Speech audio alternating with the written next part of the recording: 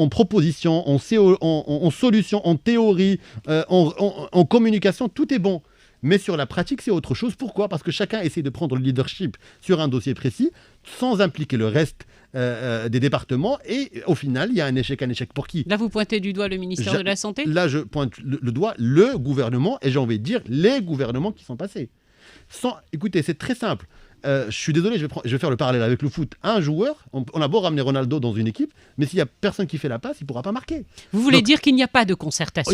Encore au jour d'aujourd'hui, il y a une concertation de façade et il n'y a pas un travail d'équipe. Chacun essaie de mettre la lumière sur lui et il passe ses 2, 3, 4 ou 5 ans de mandat et puis au final, résultat, l'échec, il est pour le citoyen et les citoyennes. Il nous faut aujourd'hui qui payent les pots cassés. Des politiques responsables qui nous disent « je n'ai pas besoin de mettre la lumière sur moi, la lumière doit être sur le département, sur le gouvernement qui doivent travailler main dans la main.